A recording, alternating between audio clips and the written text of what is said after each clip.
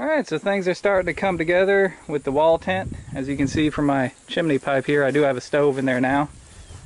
Everything's looking real good. I'm still doing a couple little dry runs, if you will, to make sure everything's going to come together right whenever I move this out to the hunting camp. Let me show you the stove.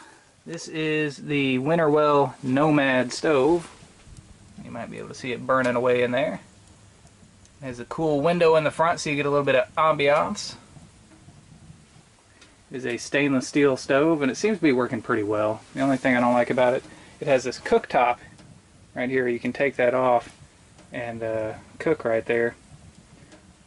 But whenever you choke this down on the dampener, you'll see a little bit of smoke rising up out of there. It does warp just a little bit around that plate. So that's not real cool, but I'm not planning on doing a whole heck of a lot of cooking out here anyway. So, yeah, whatever. And I found out that whenever you put these elbows on here to get it out through the sidewall, or through the door in this case, you do need something to support this elbow because this whole thing acts like one big lever and it wants to tip over. So that's why I've got these two old traps right here, just to support that because they're about the right size. And also, to keep it from tipping one way or the other, I've got these lengths of parachute cord. Now eventually I'm going to put some hooks on there because I don't like those tied directly to the pipe itself because I'm afraid it may get too hot and melt through it. But yeah, for right now it's working pretty well. So, I can tell you that this stove is making a big difference in here at the moment. It's not exactly cold outside as it is. It's in the 60s, but as soon as you walk in here, even with that door open, it's hot. Had to shed a couple layers here. Got it here on my cot. This cot is new. It's a military style cot I got from Guide Gear. Yeah, so everything's coming together pretty well. You might notice these are different poles than what I had last time. This is a set that I made myself. So I wanted another set here so that I could leave these out in the woods and still have my good set here just in case I need to use the tent for something else other than the hunting camp. Alright, so the stove here, to give you a little bit closer look. There you go. It is made out of 304 stainless steel. That is the most common food grade stainless steel. It's non-magnetic. Pretty inexpensive.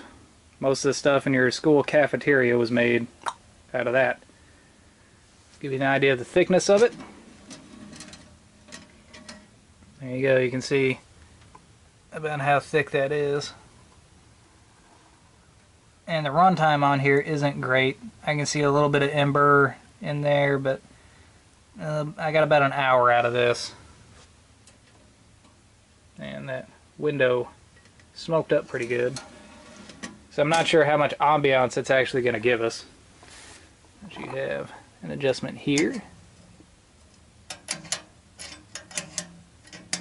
There you go.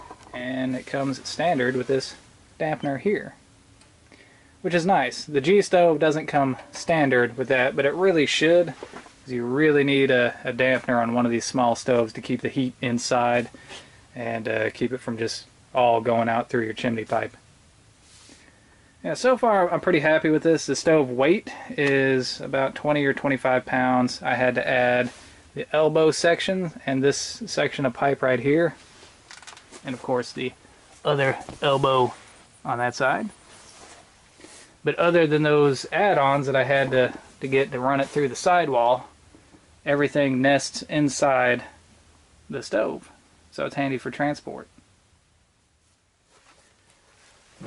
Alright, so I'm pretty happy with the way that everything is coming together here. All this is going to get moved out to the deer camp by muzzleloader season, which is early next month. But for right now, it's still bow season. I've been using my SAS Siege compound bow. I just don't have a whole lot to show for it. I haven't seen hardly any deer. Now, we've had some loss of habitat. We've had a lot of bad weather. That could have something to do with it, or it could just be bad luck. I don't know. So as excited as I am about muzzleloader season, because nobody's hunted out at the deer camp so far this season, I still want to get something with my bow. But anyways, about the tent here, Really happy with this.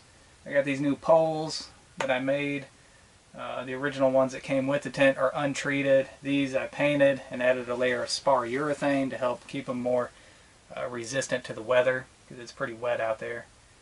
And I'm going to also replace the ropes and the tent slips that came with this, because it came with that manila rope and that stuff tears up pretty easily. I'm going to replace that with paracord. And the stove, I'm pretty happy about this. I know a lot of people said, why didn't you get the G stove? Well, I tried twice, and both times it gave me an error message. It told me to try again later or select a different payment method.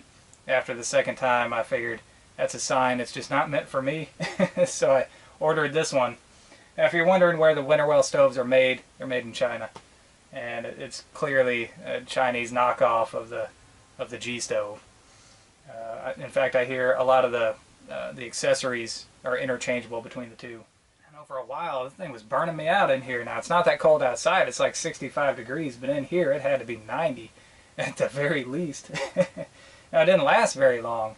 You can't really trust the manufacturers with these real tiny tent stoves as far as the burn time goes. I loaded this thing up at 12:15. By 12:45 I had to add more wood in just to get through the video, and now at 1:15 it's out.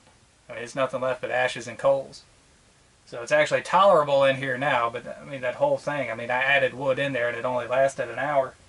But there's just too many variables whenever it comes to how long they're going to run to really give a hard and fast rule on how long your burn time is going to be with one of these. So yeah, it's still, even with that, and even though it's small and difficult to process wood down that small, or tedious I should say, it's still worth it whenever it's cold out. So, and if you're going to cook on it, if it's raining, again, it's worth it. So I'm happy about this cot. I'm happy about pretty much everything. I'm really excited about this season. Now, the only thing that would make it complete is if I get something with my bow. And speaking of that, I'm getting ready to head out now. So, just want to check in with you guys and show you what's going on. And I hope you enjoyed it. Until next time, thumbs up.